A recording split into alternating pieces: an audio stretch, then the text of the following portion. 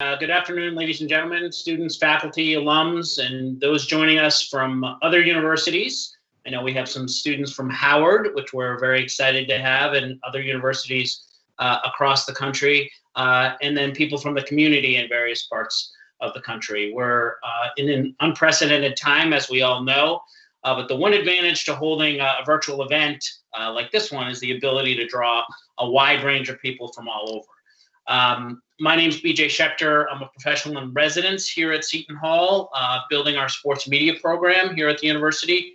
I'm also editor and publisher of Baseball America. Today's event is part of the Sports Media Speaker Series here at Seton Hall and is co-sponsored or sponsored by the College of Communication and the Arts. The series is meant to educate our students and community with thoughtful and important discussions from leaders in the industry. This afternoon, we are using the backdrop of a virtual classroom to have an important dialogue.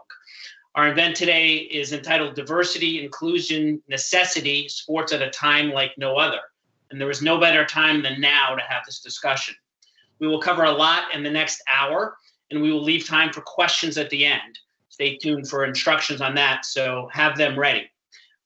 Joining me today, along with a group of esteemed guests, is my co-host, a man who needs no introduction. He's the winner of 11 Sports Emmy Awards and a member of the National Sports Media Association Hall of Fame. Bob Ley epitomizes reporting, journalism, and ethics. He is also dedicated to helping educate and train the next generation of journalists and has been a tremendous confidant, partner, and friend in building the sports media program here at Seton Hall. So without further ado, please welcome my co-host for today's event, Bob Ley. Thank you very much, BJ. As you said, part of the title of this is a year like no other for sports. For the entire country, upheaval, disruption, disarray in American society and culture. And where so often historically sports has been on the leading edge of change and progress. Well, what about now? Let's introduce our guests to get to some questions and answers and some thoughts about this. Elizabeth Newman, instructor, professor, at Howard University, also teaches at the School of the New York Times, has been an editor for The Athletic and at Sports Illustrated. And Michael Smith, longtime with the Boston Globe and ESPN, where he hosted and co-hosted The Numbers Never Lie, He and She, and Sports Center to 6. The brother from another podcast, and he is a principal in Inflection Point Entertainment. It's so great to have you both with us today.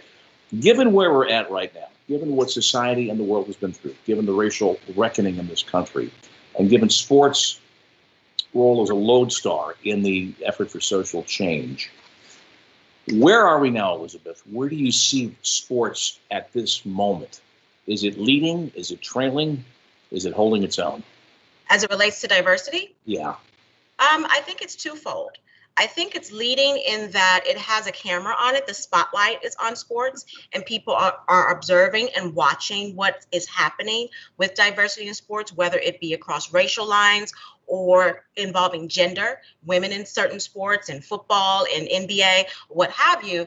But I also think that there's this perception that diversity in sports has a glass ceiling. That if you are a part of the 60+% that is an NFL player, if you are a part of the 70+% that is a person of color in Major League Baseball, that's fine. That's the status quo. Anything beyond that, you don't have a right to ask for a position.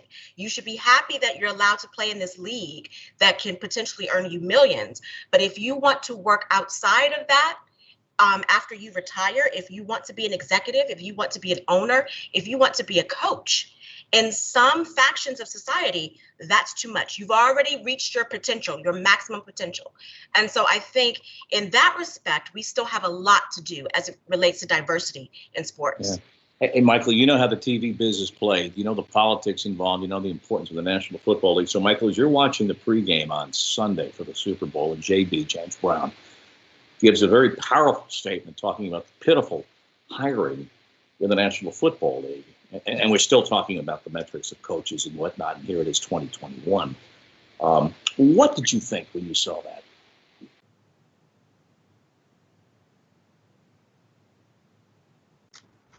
Sorry, you think I'd be used to muting and unmuting at this point? No problem. We all got kids around the house. Yeah, you think I'd be used to it.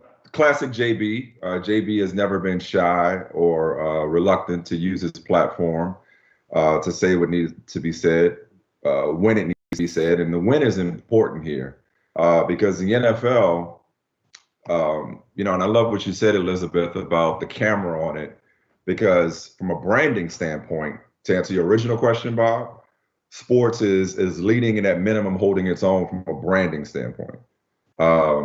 Whether it's commercials, or whether it's PSAs, whether it's it takes all of us or end racism in the end zone. What do you make of that? I mean, social change. The NFL went through that in 2017. And here's the NFL with the numbers never lie. Pardon, I'll borrow that phrase. Sure. And there it is in the end zone. A lot of people think that there's hypocrisy, if not hypocrisy, cognitive dissonance. It's performative. It's profitable. It's convenient. It's comfortable. I gagged when I saw a couple of videos with Colin Kaepernick featured in it. Saw a Marlon Briscoe video with Colin Kaepernick featured in it. I saw a Viola Davis narrated video with Colin Kaepernick featured in it. I read about racist medical practices as it relates to concussion settlements. We've already talked about head coaches, no owners, a handful of general managers. There were 3 African-American general managers hired this year. Saying Black Lives Matter, it's easy. Frankly, it's comfortable at this point. It's popular. It's trendy. Black careers matter too. Black livelihoods matter too. And to Elizabeth's point, and to your question about James Brown, I appreciated that he said it because, as I watch out of one eye the impeachment proceedings, the establishment wants us to just forget, act like it never happened, move on. Let's move forward without accountability. Sports leagues, sports media, the entire sports industry at large needs to do some accounting, some self-accounting, and levy some sort of accountability as it relates to how we got here before we can effectively move forward. And a lot of the hiring practices, promotions, the way that we even talk about Black coaches, Black executives, Black quarterbacks, Black commentators, Black writers, Black reporters needs to evolve. It can't just be swept under the rug with a few PSAs and a few commercials and a few, it takes all of us spots. All right, so Elizabeth, where are the pressure points in the industry? If there's going to be effective, manageable, and measurable change, where are the pressure points? I think first and foremost with the owners. There are too many owners who are sitting back and not speaking out about this. There are too many owners who are not putting into practice the entire idea behind the Rooney Rule, which states that when you are in your hiring process for a head coaching position and I'm specifically talking about the NFL right now, when you're in your hiring process, you will interview eligible candidates who are not white males. Will interview eligible candidates who are Black males. And that's not really happening. Or if they do interview them, then it's kind of like, okay, let's shut them up. We're going to pacify you. We're going to interview this one person, but we're really not interested in, but we have to meet this interview quota. And so I think a lot of times those are decisions that are being determined by team GMs who are left with the hiring process on their own. But owners need to speak up. They need to put up where they shut up, basically. How does that happen? Again, there are some people who will do it. And we saw this in 2017 with the great issues confronted by the National Football League. There's a great spread of political philosophies among NFL owners, for example. A number of them who gave to the Trump campaign, the Trump inauguration, all the way through to others who are more progressive in their thinking. But unless there is unless there are metrics that are enforceable beyond the Rooney Rule, how does that change get beyond, the offensive coordinator and defensive coordinator and head coaching jobs? How do you make that happen? I think it starts with fans.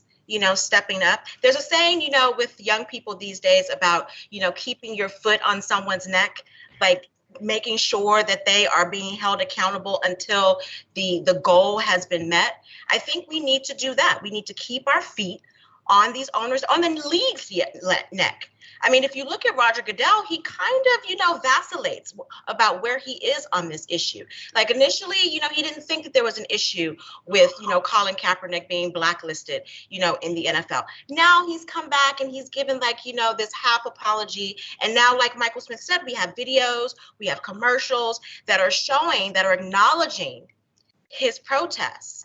But yet the man still can't get a job in the league. It's the same with coaches. We have, I think, a couple of media outlets this past week after the Super Bowl highlighted the number of Black coaches that the Tampa Bay Buccaneers have on their staff. Not the head coach, but assistant coaches. Okay? How many of those same coaches, including Byron Leftwich, are a part of the conversation, are being interviewed for open coaching positions? What's going on with Eric Bieniemy? And I'm always going to hype Eric Bieniemy because he played at my alma mater, University of Colorado.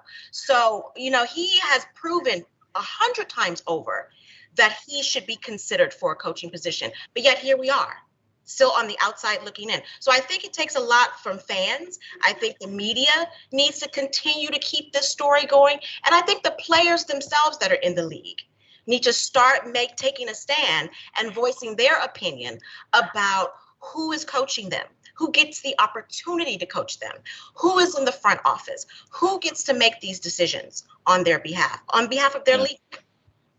Michael, you made a great point about branding, for example, in the NFL and the slogans on the turf, slogans in the end zone. I mean, unless it's been changed in the last 15 minutes, still a capitalist society, right? And so it's a marketplace. And so again, as you have that widespread of political beliefs in the NFL ownership to some extent, you have that certainly out there among all the fans. And so there is a point at which activism, if used as a official policy of a league or an association or a university, is going to rub up against the fact that, wait a second, we come to sports to get away from the headlines. We use it as an escape. So how do these industries negotiate the fact that they're talking to everybody out there? And I don't think people of goodwill or whatever stripe are going to deny that, that equality and equity and social justice needs to occur. But at what point here in the continuum of all the stuff we can do, that's too much. How do you negotiate that? How do you feel your way through that? Be consistent is all I ask. Because, I think you're talking to the right person on this. You're asking me the right question. I'm old enough to remember 2017. I'm old enough to remember the stick to sports movement. So when I see leagues, networks, this industry go whichever way the wind blows, and now I want to be part of the social justice movement, I'm like, where was this energy 4 years ago, 3 years ago? Hell, a year ago. Like if Black Lives Matter so much now, they should have mattered then. What changed? Well, what changed was the temperature, was the pulse of the nation. You talk about the consumer in the marketplace. It reminds me of Roger Goodell when he said at one point, our fans want our players to stand. Like, what fans are you talking about? Nobody asked me. Yeah, our fans. So, okay, cool. So we know who you're talking about. You're not talking about all your fans. You're talking about your conservative leaning, Blue Lives Matter, All Lives Matter fans who don't want to recognize the experiences that the same players you're cheering for, the same players you're rooting for, have to live every day. See, we talk about diversity and inclusion. We can't have inclusion if I can't include my whole self in my work. If I can't bring my whole self and my entire spectrum of experience to work, whether it's an athlete, whether it's a commentator, whether it's a reporter, whether it's a person who's got an everyday job in sports or out of sports, I should be like this affects me. This is my lived experience as an American. And if that's a problem for you, then change the channel. Now, if you're a network or commissioner or an owner and it's affecting your bottom line, you got to ask yourself what's most important to you. And all I ask is that you continue to be consistent. Elizabeth, I want to piggyback off you if I can. To me, this is about the media. It's all about the media. And I'm going to continue to intersect this conversation with what's going on in real time when it comes to the impeachment proceedings. Just as media has had a role in the events that led up to January 6th. That didn't happen in a vacuum. Media played a role in amplifying Donald Trump's messaging. Likewise, media, when it comes to how we talk about these issues, how we hold these owners accountable. Like, who's having these conversations? You mentioned James Brown, and it's not just people on camera being able to have these conversations. It's people behind the scenes. It's people making decisions about content. Look at the power of storytelling. That 13-minute video about the insurrection yesterday, open and shut case, if it wasn't already. That's the power of storytelling. So the stories that we're telling, the conversations that we're having, and let me say something else about these conversations. I love to do these thought exercises every now and then when it comes to the conversation around race and diversity and inclusion. I like to take race out of it and put gender into it. Just as it's men's responsibility. It's my responsibility. It's your responsibility, Bob. It's our responsibility to dismantle toxic masculinity and misogyny. It's not women's responsibility to fix that. Likewise, it ain't black people's responsibility to fix racism. It's white people's responsibility to fix it. So don't just call me or call Elizabeth or call the nearest black person or Bomani or anybody else, Mike Wilbon or James Brown. Don't just look to us to lead the conversation on race and racism. White people need to be having this conversation, need to be just as enthusiastic about having these conversations and identifying these solutions and talking about Eric Bieniemy. I'm gonna bring it full circle to coaching since we want to focus on coaching opportunities. Talking about Eric Bieniemy and talking about Byron Leftwich with the same energy and the same way that we talk about any of these other head coaching prospects. Talk about them as geniuses. Give them their props. I beg your pardon. Somebody calling me at the worst time. Give them their props. Make them the hot candidates. Because you know what owners do? They listen to the media. And media frames the story. Yes, they listen to the insiders. They listen to the talking heads. And who are we propping up? We didn't do a good job of propping up Byron Leftwich because the narrative of black genius, especially on the offensive side of the football, that's never been the case when it comes. If you just want to focus in on the NFL. But they did a good job of propping up new Detroit Lions coach Dan Campbell, who basically has no experience, no coaching experience at all. I mean, he's been an assistant coach in the league for several years, but from the research that I've done, he's never really called any plays in an NFL game. He was just kind of like a sideline prop, if you will. But you have a Bieniemy, you have a Byron Leftwich who has all of this experience, so now you're talking about two black assistant coaches on different teams, but back-to-back Super Bowl teams. And yet they're not a part of the conversation. And that's huge. That's huge. And so I agree with you. It's the job of the media to call these things out and to force the hand, if you will, force the hiring hand, if you will. And when you talk about protests and you talk about how the hypocrisy with Colin Kaepernick and his protests and his initiative, I want to take it back to the Winter Olympics, if you will. And Mike Pence. Do we all remember the Winter Olympics with Mike Pence when in 2018, when he didn't stand for the Korean delegation, offending an entire nation? No one said anything about that. Not much was said about that on U.S. soil. And that was the Vice President of the United States representing us in another country. And he sat there, stoic, stone-faced. But yet here, we want to come and chastise and blackball players who have the audacity to stand for justice and equal representation in this country. It makes absolutely no sense. No sense whatsoever. You talk about standing and mentioning anthem. Oh, by the way, we all just discovered 13 games in, the Dallas Mavericks aren't playing the national anthem of their games. I just read that story yesterday. It's astonishing, and there's a couple of ways to look at it. I don't want to get down on the weeds for that. I know BJ want you to carry the conversation here. Yeah, I think you bring up a really important point, Michael, and I want to shine a spotlight on the media itself, and not just the responsibility of the media to tell these stories, to bring the stories of Todd Bowles and his brilliant game plan that, essentially won the Super Bowl, but the makeup of the media. And I know you and Elizabeth have very strong feelings about that, but what can we do, our responsibility, as members of the media and leaders in the media to make the media more diverse? I know I listened to you on Jamel's podcast, and I think you said that when you two hosted the Six, that ESPN, the country, whatever, was not ready for that. What can we do, to be more inclusive and diverse in the media itself? I think it's no different than any other corporate management structure. Diversify your network first and foremost, and be intentional when it comes to not just see. There's diversity and then there's inclusion, and there's a reason why they go together.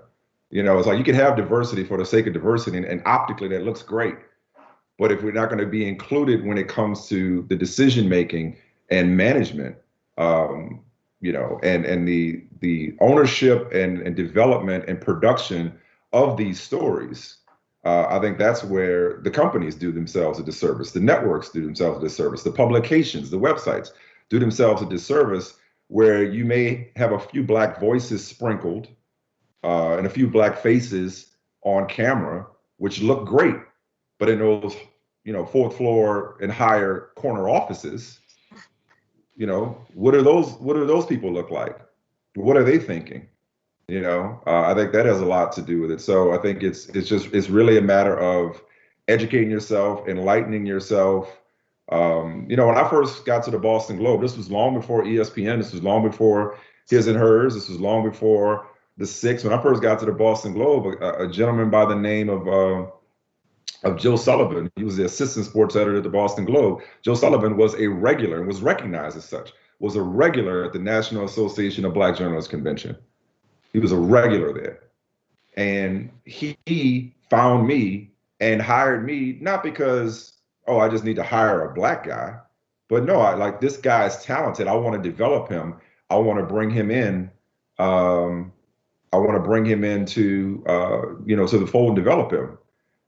And whether that's, and again, not just in terms of race, but also in terms of gender, it's like, just keep doing that thought exercise. It's like, it's no different when it comes to being intentional about bringing more women. Like the future is female, hire more women. Like bringing more women in is great for your company. Likewise, bringing more diversity in terms of race and ethnicity is great for your company. It shouldn't be something. I think we got to remove the stigma and the obligatory and that. It goes back to owners with coaches. This isn't something that you should have to be forced to do. Like studies have shown, it's better for business. So it shouldn't be something that you have to have your arm twisted to do when it comes to diversifying your newsrooms. As a catch-up, I can still use newsrooms. Diversifying your companies, both from a racial and a gender perspective. I think also too, BJ, we need someone in the media, especially at the heads of these media conglomerates, who generally understand that representation is important. Michael just brought up, NABJ, the National Association for Black Journalists. When I was at Sports Illustrated, the reporters group used to send me to Harvard, I think for 4 years in a row, to their journalism week or what have you, go there and to recruit young journalists. Harvard. As one of the only Black reporters at Sports Illustrated, I was never sent to NABJ to recruit other Black journalists to come to Sports Illustrated. So again, there has to be a concerted effort to understand what representation means and understand it makes your reporting and your story better. If you continue to just have this one-sided, white male dominated story, white male lens of how we see sports, it's never going to be fair. It's never going to be just. And there's always going to be some pushback. To the issue, now we've talked about leagues and organizations and ownership. Let's knock it down to the level of the athletes and how we saw in the last several years the voices of these athletes, the power that they've had, even down to the collegiate level through the pandemic, in speaking about protocols and their own safety, playing conditions and whatnot. How much has their influence, either individually or as a class, if you will, grown in the last year because of these unusual circumstances? Because it's such, for example, collegiate athletics right now is such a modeled landscape of trying to figure out when your team is playing its next game, for example, and whatnot. It seems to me that the thoughtful athlete looking for, whether it's a grand social change issue or something just in the workaday list of things that are important, I think has more power. And have we seen that? Has it increased? Is it an inflection point in their influence? I think for professional athletes, I think definitively yes.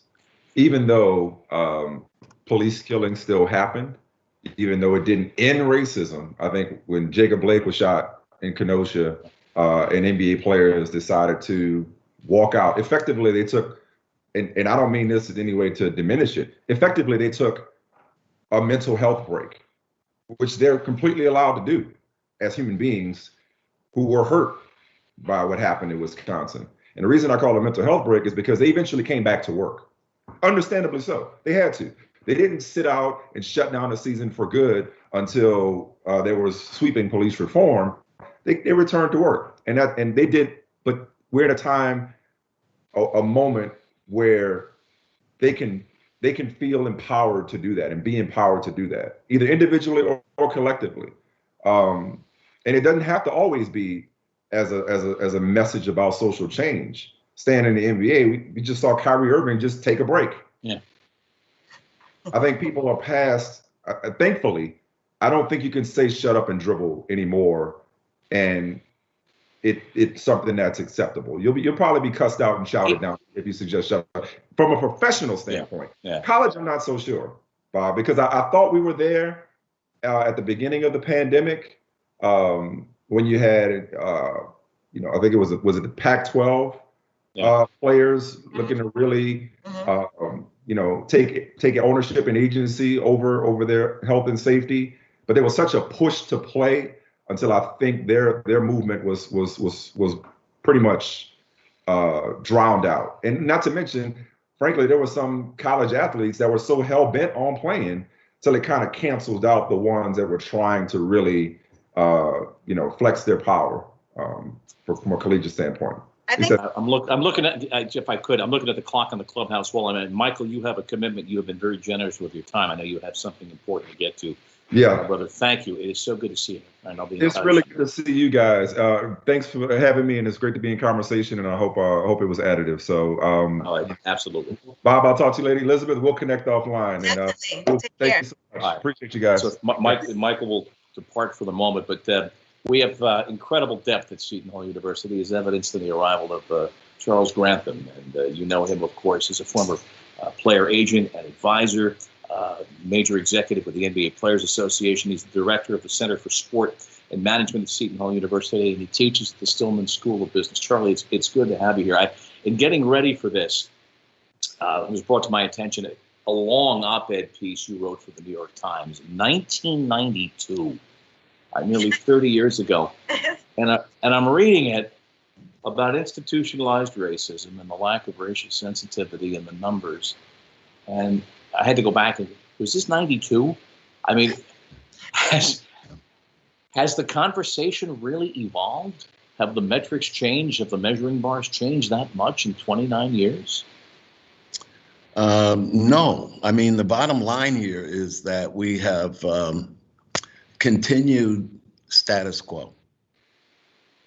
We have continued to stay in place.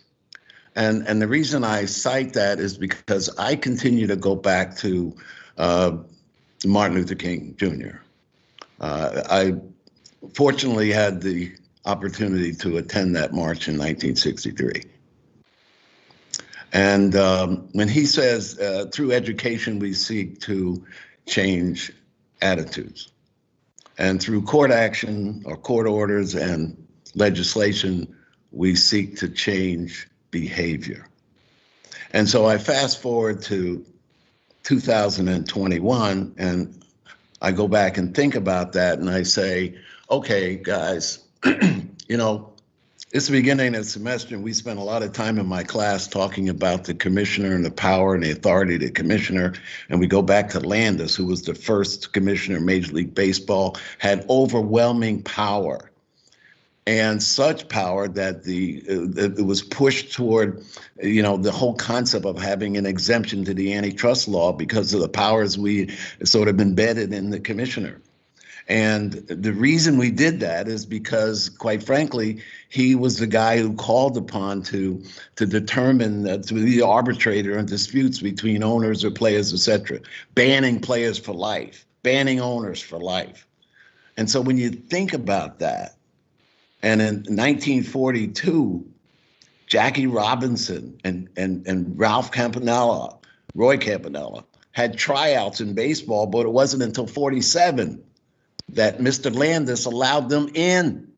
So for the best interest of the game clause that he had in baseball and granted to him as a commissioner, he could have integrated baseball in 42. But on publicly, he was saying there are no rules barring blacks from playing in this league. But privately, he was saying, if you do it, you're going to have to deal with me. So here was the commissioner keeping or maintaining segregated at a time when the Negro leagues were flourishing. It wasn't until 47 that he allowed them in. Now, the reason I cite that is because we fast forward to today, and who has an Landis type contract? The closest commissioner we have is Roger.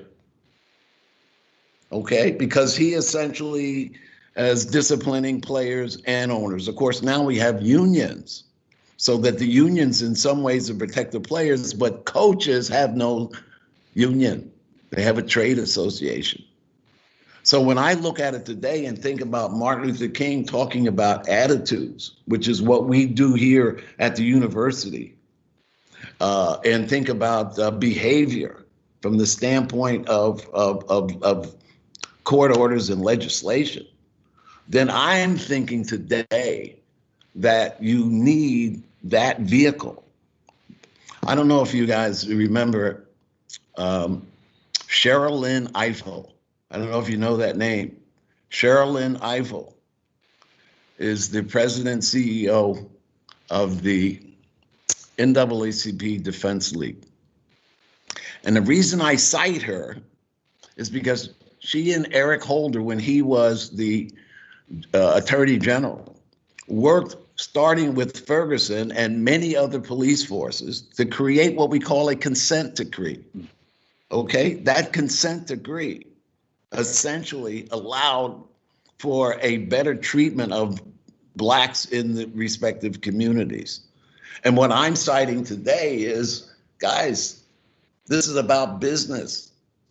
The NBA, the NFL, Major League Baseball, hockey. So how do you incentivize the guys who run these, and how do you incentivize in those businesses? Well, I think we alluded to it. But it's exactly profitability is related to diversity and inclusion. That's right. And because they have agreed, and you've got more owners today who buy the idea of the McKinsey study that says diversity is better for business. But you still have that smaller group who believe it's not. And what I'm citing is that at some point here, we're going to have legislation, litigation, whether it was Oscar Robertson or John Mackey or Kurt Flood or Junior Bridgman, all of those who brought actions against the leagues and got results. The only way we're going to change status quo, which, in this context of a negotiation, being an agent of change says I can change status quo. And the only way we're going to do that today is through some form of litigation. Now, I would propose today that, again, you've got a new administration.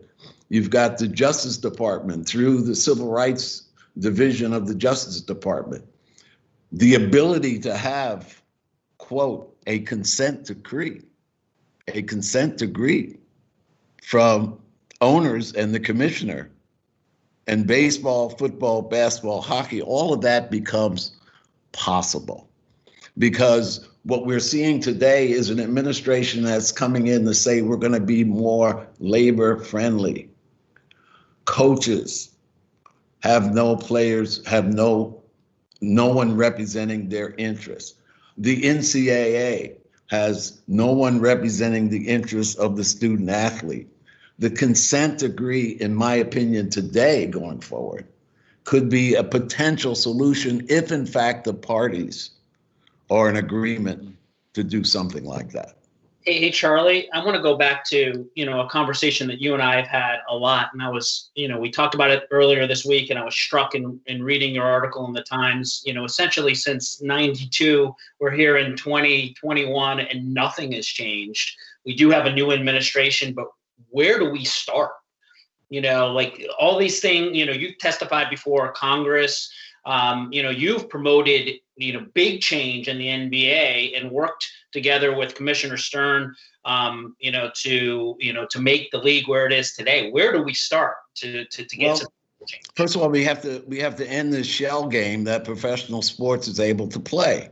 And that shell game is we have an exemption to the antitrust law. We have a best interest of the game clause, but somehow we still manage to stand in place when it comes to diversity and or adding and or better yet improving the status of blacks. Now, the question in pro sports, particularly in football, basketball, has always been, well, 75% of the players are black, or 80 or 65% of the players are black. We gave at the office kind of a concept. Okay. Well, and but so the power's in the executive suites and in the board of governors or at the ownership meetings. We know that. Exactly. But now you see, Charlie, you see the NBA, for example, these franchises, all sports, are so expensive. The NBA is now allowing SPACs, this special corporations for takeovers, to buy minority shares of team, a tacit or overt admission that the number of individuals, regardless of heritage or race, that can afford these has shrunk. I mean, changing or diversifying the population of the executive suite, it would seem to me, you almost would seem on some levels to have less of a chance to do that if you're just basing it on the dollars and cents now than you did before. Well, one of the things that's happened subtly over time is that the franchise values have continued to increase. In spite of a pandemic, you're still seeing Major League Baseball franchise with the Mets at $2.4 billion. So over time, going back to the 1992-ish, today, over time, we've almost priced some of our prospective owners who could be of color out of the marketplace. That's that's sort of a subtle way of what's happened over these last 25, 30 years. I mean, Forbes tells me that there are 7 black billionaires in this country. One of them's Michael, the other Jay-Z. 2 of the 7, they have interest in sport. 1 minority owner, 1 majority owner. Oprah, Robert F. Smith, Tyler Perry, David Stewart, and Kanye. Take Kanye off that list. Well, take Kanye off that list. I'm just going by Forbes. But my point is the population of billionaires, of African-American billionaires in this country is such that, $2 billion, $3 billion, that's a starting point for whoever you are to try and buy and effectively change, the temperature, the conversation, the complexion of the room. Yes. And that's why I'm calling for the same type of litigation. There's going to have to be some form of litigation here. It's easy for me to cite way back when that one of the coaches who, let's say, failed and was not hired at some point, who was going to step up and file a discrimination case, a class action litigation. When is it going to happen? Now, who is going to be that individual to take on that issue? You need somebody with Curt Flood's courage. Thank you. Now, absent that courage, however, it's going to take enough pressure, and perhaps that pressure comes from Congress, from the standpoint of changing the perspective of this antitrust exemption. Remember, the antitrust exemption is the Achilles heel of professional sports. And every time the Congress threatens to minimize or in some way take a look at that, then all of a sudden sports becomes very cooperative. Well, if it gets to the Supreme Court, this court is not going to see it that way. That's absolutely the other problem that we face. So what we're looking at is, absent some type of litigation, we're looking at symbolism for the next 20 years. And the symbolism comes forth in, when you look from the owners that I know, there's going to have to be some kind of a settlement agreement that dictates their action, or we're going to remain in status quo. BJ, how will everyone here be able to pose questions to Elizabeth and Charlie? Yeah, we'll open it up for questions in like 2 minutes. Just raise your hand. I'll call on you. Turn on your camera and make sure to unmute your mic when you're called upon. Just let the guests know who you are, where you're from, if you're a Seton Hall student, what year, what major you are. And please direct your questions to one of the two panelists, not both, so we can get in as many as possible. Before we get to questions, I want to ask the first because I can, and I'll ask it to you, Elizabeth. We've talked for years and years and years that the players have power. College athletes have power, and we've talked, about this fictitious, the walkout of the Final Four, and that's what it's really going to take. But what sort of power do the players have, both professional and collegiate?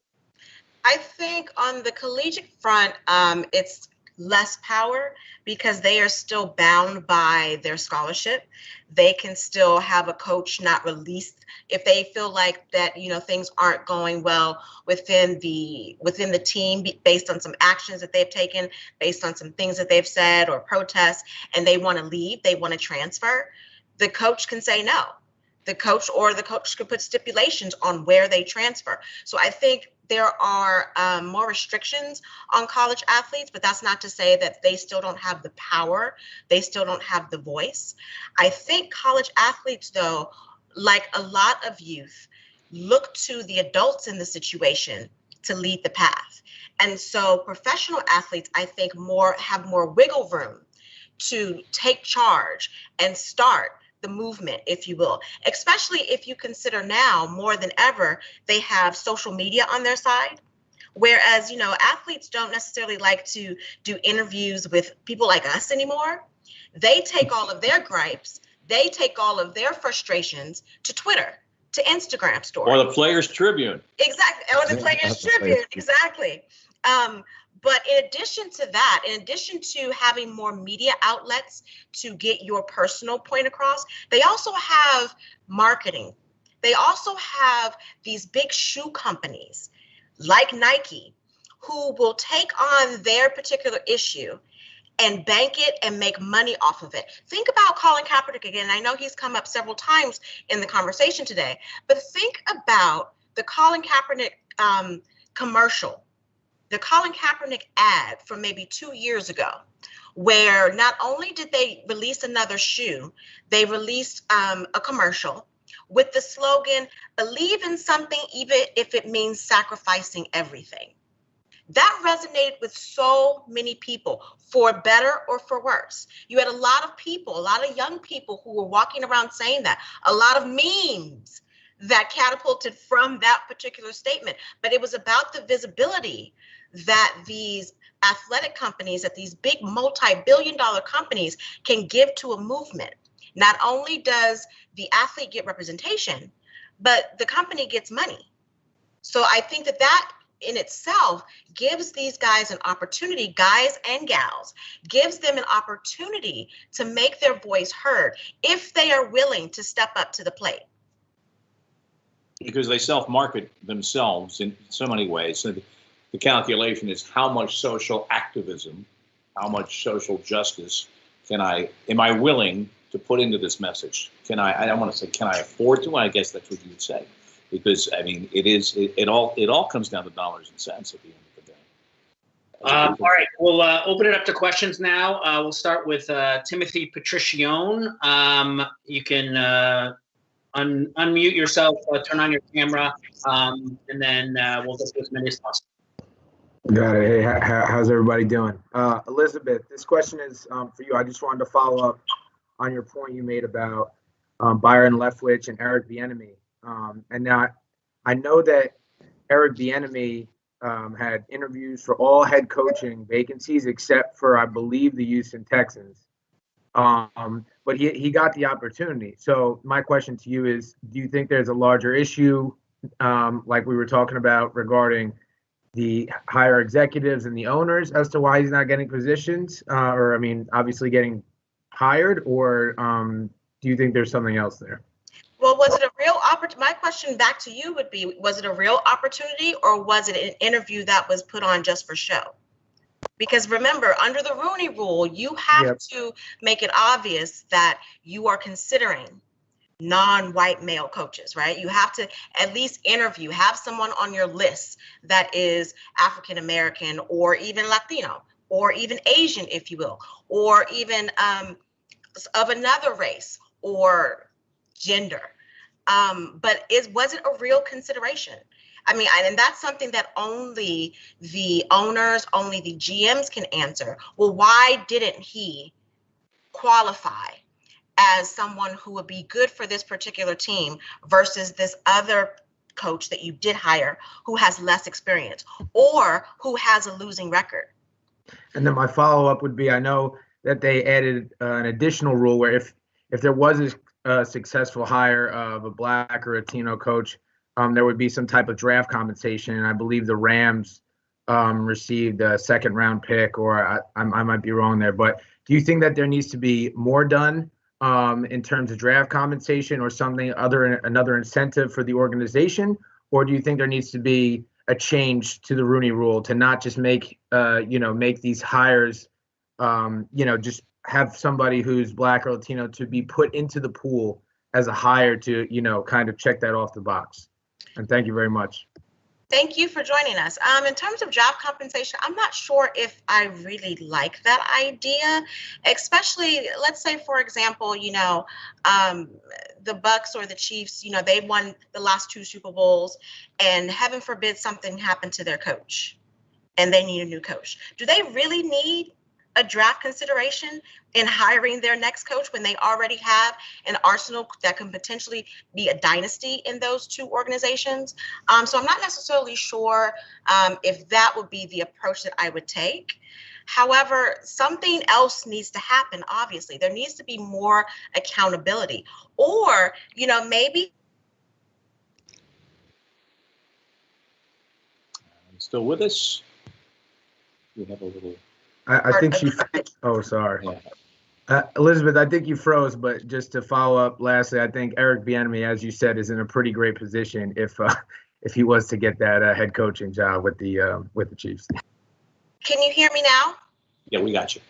I think the last thing I said was, in addition to, instead of just having the GM, maybe have someone from the league, maybe have an outside source be a part of the interview process for a lot of these teams. But yeah, something definitely does need to change, because there's no excuse for, we are in 2021 and now I believe there are 2 Black NFL head coaches. I've talked to, thank you for your question, talked to a number of people who would tell you privately, and not all the time, but coaches of color who would say, in the first 5 minutes whether this is the real deal, whether you have a chance. You can feel it, you can taste it. I talked about pressure points, though. There is a devilish attraction to draft choices because it gets right to the competitive nature of a business. And then, of course, the NFL being what it is, you can only imagine the scheming that would go on.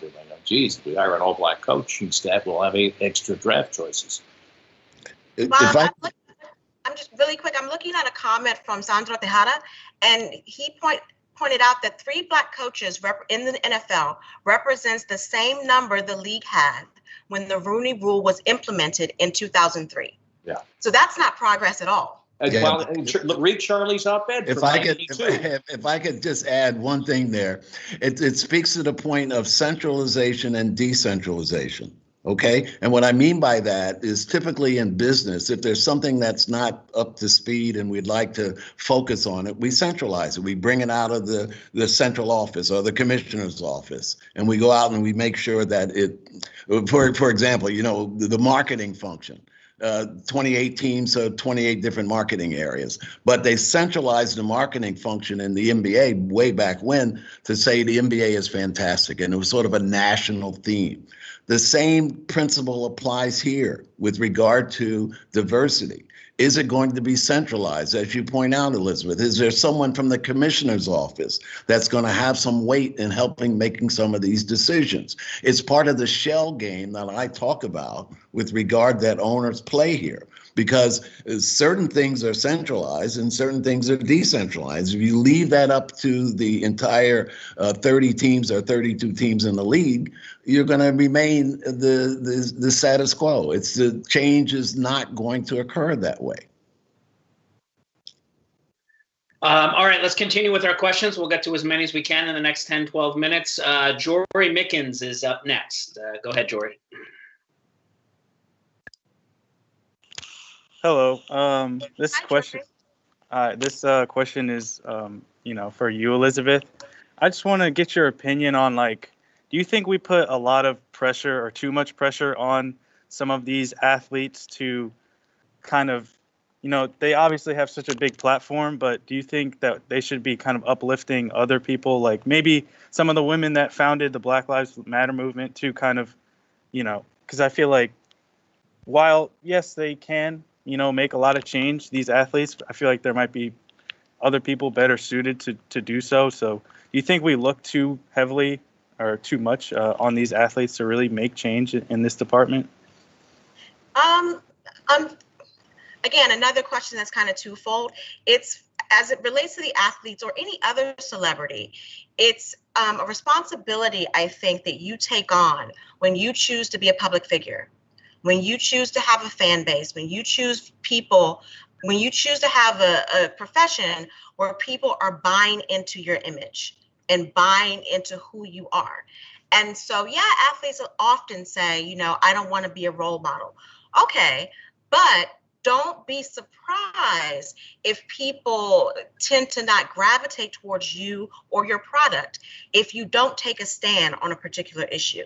And there are certain issues that they do take stands on, or they do speak out on, that have nothing to do with politics or diversity in sports. So if you could speak on this side, if you could speak on your bling, if you could speak on your favorite rapper, if you could speak on all of these other things publicly and promote yourself as that, then I do think that people are, allowed to ask the question, well, how do you feel about this? And at some point, it's going to take that one athlete, and I think right now it's probably LeBron, but take that one athlete who says, look, this affects all of us, whether you like it or not. This affects all of us. No one's asking you to make, an individual stand where you are the sole person carrying this burden by yourself. But at the very least, join the fight. And you can join the fight. You don't have to necessarily visibly join the fight. There are things that you could do behind the scenes that support the movement as well. Of course, it was Mr. Jordan who reportedly said a number of years ago, Republicans buy sneakers too. and he was chided for that for years, but he's kind of come full circle in terms of his philanthropy, in terms of speaking out on certain issues. So, for some of us, it takes a little bit longer than others. And in this country, where we have various freedoms, it's your right to, be behind the scenes, but sometimes there are consequences to that. Well, as we witness the circumstances and the titling of this panel and what we've talked about, I mean, the upheaval in this country has been on every score: economic, racial, public health over the past year. Everything's been thrown into the air, landed differently on the chessboard, and that's why we're having these discussions. BJ, do we have any? All right, more questions. Oh, we're going to get some more. All right, raise your hands, especially my students. We have over 100 people in here, so questions for our panel. Raise your hand, and you'll get to the front of the line. So, while we have a moment, let me ask Charlie about the pending Supreme Court case on compensation. The NCAA appealing there. How much of a cataclysmic change could that case bring, or is it going to be another incremental step? Well, I I think whatever the decision is going to be, it's going to be pretty narrow. In other words, it's the Jenkins case and decision. So it will strictly, I think, be a little bit more localized. But I don't think it's going to be the radical change that everyone's looking for here. I think, again, it looks like the NCAA may take a skate here, primarily because of the additional judge that was appointed to the Supreme Court. Make no mistake about it. I think that it's pretty clear that Notre Dame, and you know, the director of athletics there, and the integral part they played in sport and college over these last 2 decades, that when we got our latest Supreme Court justice from Notre Dame, there's no question in my mind that there's been communications there. So I'll be very surprised to see a dramatic shift in terms of what the NCAA has been able to do over this last couple of days. Did you just basically say the fix is in? I don't ever talk about the fix. It sounded like that here. I talk about the political clout of the various organizations. Yeah, I got you. Bob Ley still knows how to make news. No, Charlie knows how to make news. Well, you know how to bring it out. All right, we'll go to Nathaniel Jackson. You're up next. Keep those questions coming, folks. Hi, thanks for putting on this talk. I've really enjoyed it so far. My question is actually a follow-up to the question that Bob just asked Professor Grantham. What do you make of the announcement by EA Sports that they are going to bring back the NCAA football game? And how does that, kind of tie into this conversation that we've been having? That again is a tease. In other words, that's suggesting that the NCAA again would like to capitalize on their marketplace and make another couple $1 billion before they have to bring in the players and perhaps share. That's all that suggests. I don't think anything more than that. I think if they were smart, listen, we've done all this in pro sports. It's called group licensing. We've dealt with revenue share in pro sport. College sports is doing nothing different than pro sports have done, meaning it's the content that's saleable. And that content is what? The players themselves. And once they sign a scholarship, they use that content to get a broadcast partner for billions of dollars. We solved that problem by ending up with group licensing deals between players and the owners, and they split the money. So when the NCAA starts talking about, how do we deal with this issue, it's very simple. It's called revenue sharing. And if I were to grant or give a guaranteed percentage of my revenue to the student athlete for the use of his name, image, and likeness, and then put that money into a trust fund, as we have done in the pro level, and that they can only access until when they graduate, it becomes something that's fair and reasonable for all of the stakeholders. We've been laboring over this problem for 2 decades. The only participant that's lacking on the college level is the student athlete. It's the same business model. It's called revenue sharing, maximizing revenue, minimizing cost. That's the difference. I think it's like 12% of the revenue that colleges in the Pac-12 generate. 12% goes to room, board, books, and tuition and cost of attendance for the student athlete. 35 to almost 40% goes to what? Salaries and benefits of the coaches and the administrators. Come on, guys. This is not rocket science. This is pretty simple to solve it if, in fact, we chose to do it and give the athletes some representation. There's no one representing their interests. Now, I'm wondering to see if Congress will take on that role. We'll see. Also, just to piggyback off of Mr. Grantham's point very quickly, a lot of critics that you will find of athletes being paid or college athletes being a part of some revenue sharing program, they're quick to point out that, they get paid through their scholarship. They get paid, with room and board and tuition, which is a fraction of what the school, of what the NCAA is making off of their performance, off of their likeness. But also, you never hear those people talk about, well, what about what the coaches are making? There are coaches that are making upwards of $10 million a year for their contracts, whereas the player is only allowed to make the maximum, which is what is within his tuition. Can't make money outside of that. Yeah, And so it's hypocritical. And also portraying, especially in the revenue sports, the high-profile revenue sports. And by the way, the economic model of college sports, that's had a huge hole blown in it. Like the Wile E. Coyote just took a shotgun over the past year because of the loss of last year's tournament. But representing the scholarship as payment unto itself kind of flies in the face of reality. The best players in the revenue sports are not necessarily there primarily for the education. It's an unfortunate fact, but they're not. They wouldn't. Many of those young men and women, in some cases, would not have been recruited to those schools and wouldn't be on those campuses, except for their skills in the industry in which they're playing, which is this multi-billion-dollar college sports industry. Great, thank you. Okay, last call for questions. We're at the very end. All right, we'll go to Wilner. Wilner Lewis, you're up. Hi, Wilner. Hey, buddy, how you doing? I think you're muted. Oops. Hello, how are you guys doing? Good. How you doing? You would thought I would have known how to unmute myself too. But Elizabeth, my question is more towards you. And it was geared towards the statement that Michael had made early on in this panel in terms of, everybody can say Black Lives Matter, but there has to be certain people that has to really push the trend and push like the right things to do to make sure people know that Black lives do matter. And those people are the people in the majority.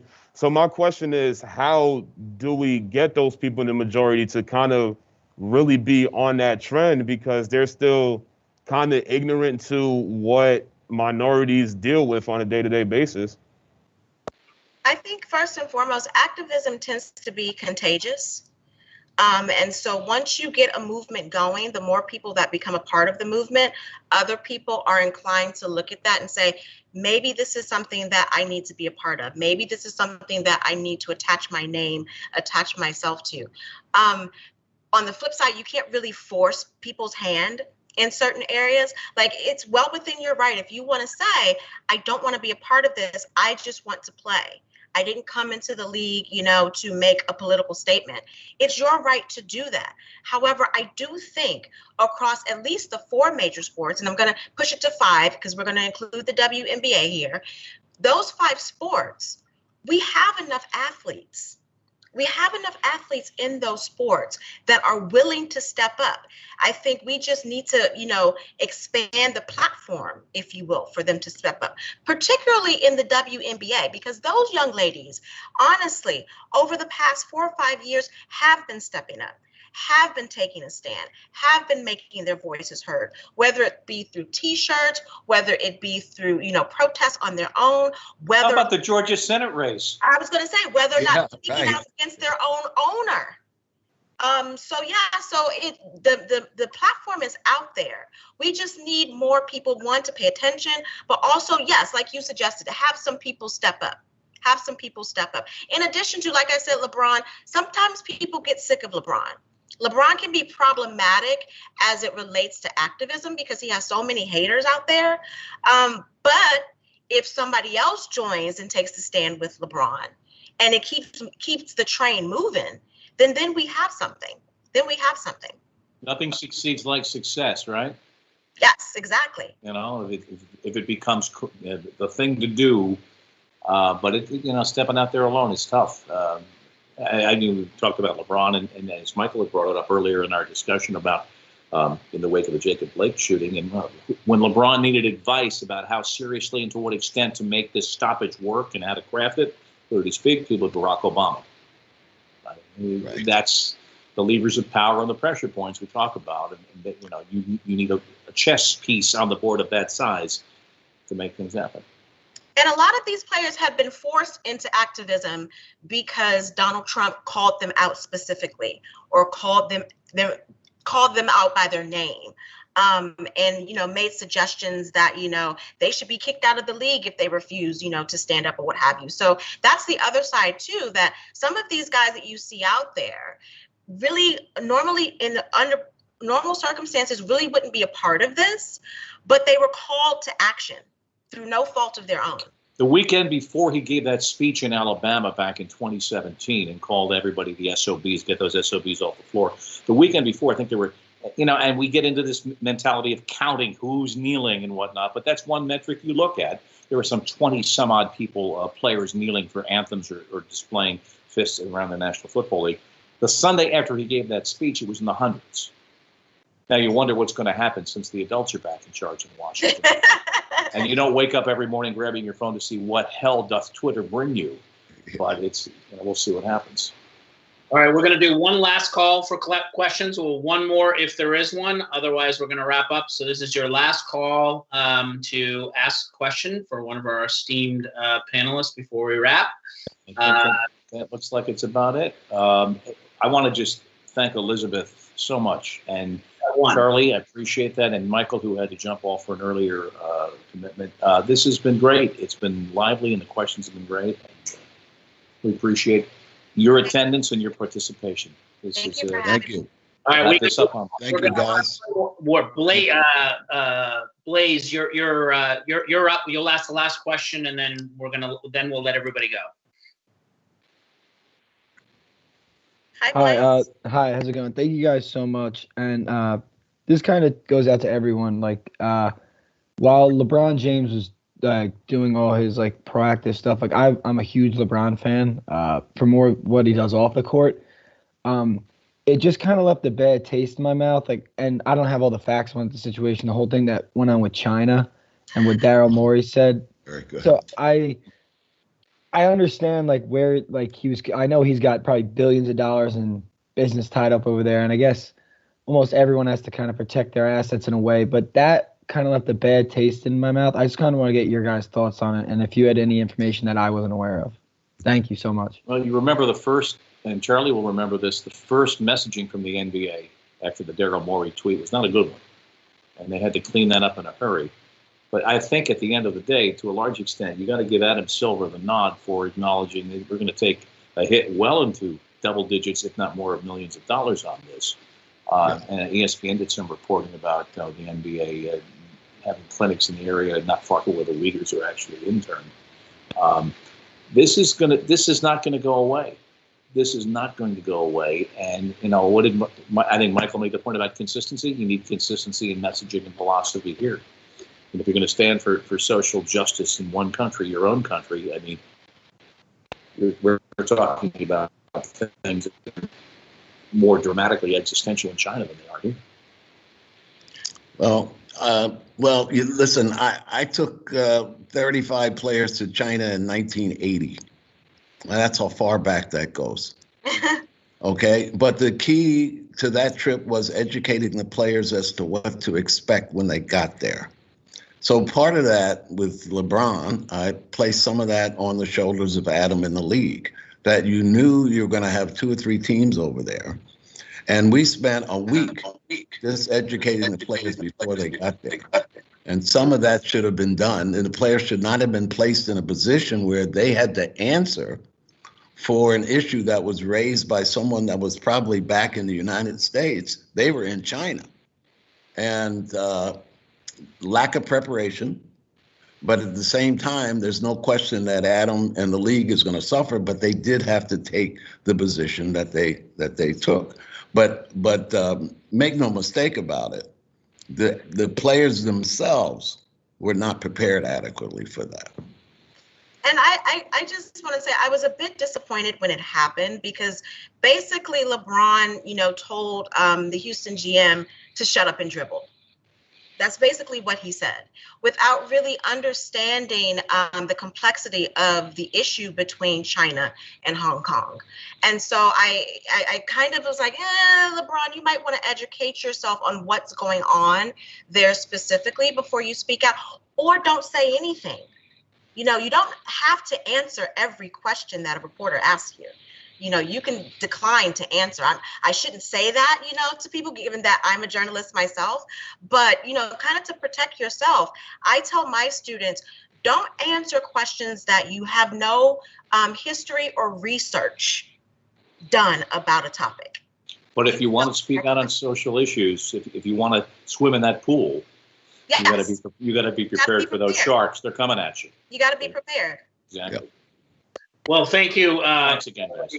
For joining us. Thank you to Elizabeth, to Michael Smith, who left us earlier, who was terrific, to Charlie, Professor Grantham, and of course to Bob Ley, who's the best. We're very, very lucky to have him here joining us on a regular basis.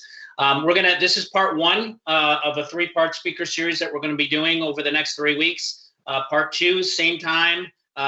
It's a different link, so you're going to have to register again.